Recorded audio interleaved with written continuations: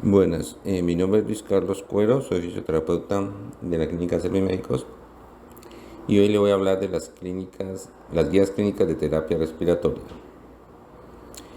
con el objetivo de definir pausas de intervención en la clínica, del terapeuta respiratorio de Servimédicos basadas en la evidencia científica, que permita disminuir las complicaciones respiratorias y mejorar la función pulmonar. Hablemos por patologías. La neumonía es una de las más comunes, causadas por el virus o bacterias. Como el más común está el sincitial, que afecta el parénquima pulmonar. Todo dura más o menos 15 días y se acompaña de fiebre. Se agrava cuando hay tirajes subcostales por el esfuerzo al intentar respirar. Evaluación: auscultar, ruidos respiratorios, dificultad respiratoria, tos sanguinolenta, frecuencia cardíaca y frecuencia respiratoria. Tratamiento: se hacen nebulizaciones con solución salina, verodual, epinefrina, entre otros, para ayudar a expulsar las secreciones. Inducir la tos, maniobras de drenaje, ejercicios respiratorios. Se realiza el seguimiento y se evalúa al final del tratamiento. Se dan recomendaciones y se educa al acudiente o al paciente. La rinofaringitis o resfriado común causa ausentismo laboral y escolar. Incuba entre 2 a 3 días. Se transmite por contacto interpersonal, por gotas después de estornudar y por contacto con las manos. Los virus más comunes: el rinovirus, coronavirus, Coxsackie, etc. Patogenia: el virus invade las células epiteliales del tracto respiratorio superior y aumenta la permeabilidad vascular, causando edema y obstrucción nasal, congestión nasal. El sistema colinérgico que se acciona, se dispara la respuesta inflamatoria. El rinovirus se transmite por contacto directo con secreciones infectadas.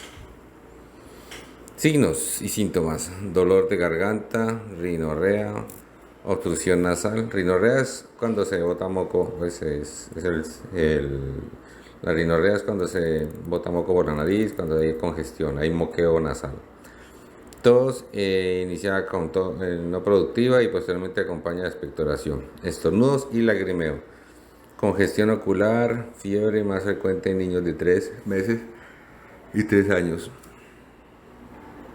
Examen físico: inspeccionar el tórax, forma del tórax, simetría del tórax, tipos de respiración, patrón respiratorio, auscultación, ruidos, etc. El tratamiento consiste en nebulizar con inhalocámara de terapia medicada, vibración torácica, drenaje postural, aceleración del flujo, ejercicios de expansión torácica, estimular la tos, ejercicios respiratorios y permeabilizar la vía aérea con lavados nasales. La bronquiolitis es una enfermedad muy frecuente para los niños. La principal causa es el virus sincitial respiratorio. Se da por síntomas respiratorios de la vía aérea superior con síntomas en las vías inferiores, ya en los pulmones. Definida por algunos como un edema de la submucosa con muerte del epitelio de las vías aéreas inferiores, destrucción de las cilias, acumulación y aumento de producción de moco. McConaughey la bronquiolitis la define como un episodio agudo de sibilancias de origen viral en el niño de menor de 1 año.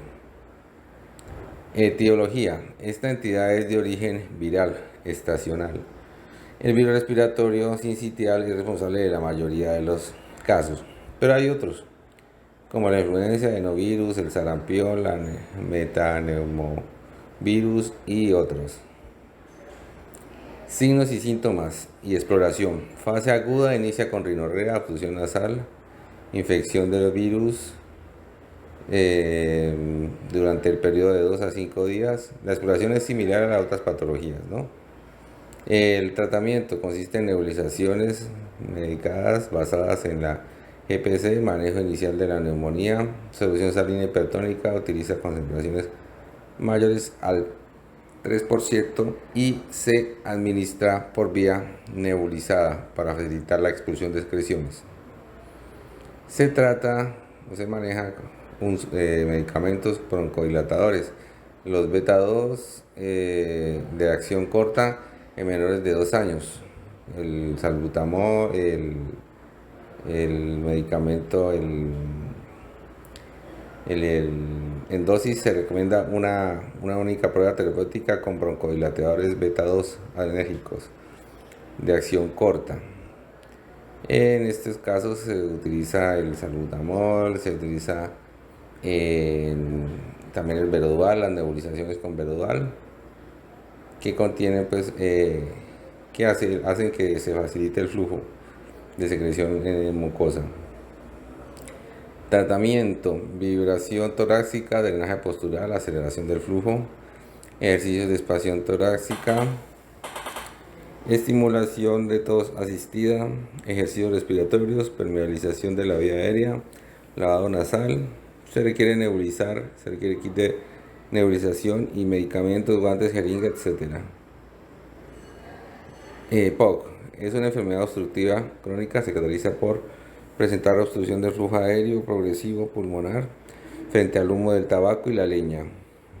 Estar expuesto a estos puede determinar la aparición del EPOC. Antecedentes de tuberculosis, tabaquismo, exposición a biomasa, a químicos, factores genéticos, déficit de alfa-1 antitripsina, contaminación ambiental, exposición laboral. Se da disnea, se da sibilancia en la expiración forzada y la prolongación del tiempo expiratorio. Indican obstrucción al flujo del aire, disminución generalizada de los ruidos respiratorios al auscultar, limitación de la expansión torácica, el uso de los músculos accesorios que sugieren respiración con labios fruncidos. El diagnóstico es basado en el diagnóstico médico. El terapeuta respiratorio realiza un examen físico determinando las deficiencias, las limitaciones y restricciones.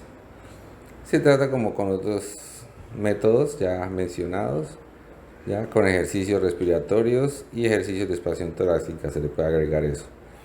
Y estimulando la tos asistida también. Educar y concientizar el riesgo del uso de cigarrillos y cocinar con leña. El asma es un conjunto de enfermedades que se agrupan con el término del asma. Incluyen fenotipos clínicos como de origen diferente y condición de una propuesta de definición precisa.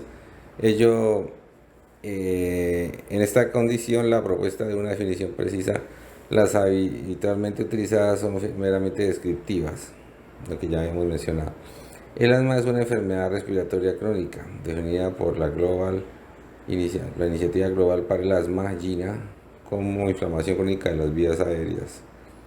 Con opresión torácica se manifiesta con inflamación crónica y con una hiperreactividad del sistema inflamatorio. Definición: agrupa diferentes formas de enfermedad en las que factores genéticos y ambientales interaccionan. Generalmente se manifiestan de enfermedades, signos y síntomas agudos esporádicos, desde estacionales o que aparecen en relación con el ejercicio hasta enfermedades graves y persistentes. Factores de riesgo: pueden ser hereditarios o haber nacido prematuro. Factores que la desencadenan: en algún momento una emoción muy fuerte, un estrés, en algún momento también puede determinar, que la persona esté tranquila en algún momento y se le dispare, ya sea por el ejercicio, o ya sea por una emoción muy fuerte, o por estar expuesto al humo, o por alguna gripa que esté ya cursando con ella, entonces le exacerba, o la humedad, por ejemplo. Aquí hablan de factores de riesgos y factores de desencadenantes en esta diapositiva. Aquí habla de los mecanismos, cómo se produce la respuesta inflamatoria, primero, cómo se da la hiperreactividad, y esto lleva pues a que se constriñan las vías aéreas, como que el músculo liso se apriete, se cierre y no permita respirar a la persona. El diagnóstico del asma se debe considerar ante síntomas de sospecha. Se reconoce también porque hay un predominio nocturno de las crisis asmáticas, con variaciones estacionales, con cambios de clima y antecedentes familiares que haya tenido la persona, así nos podemos dar cuenta.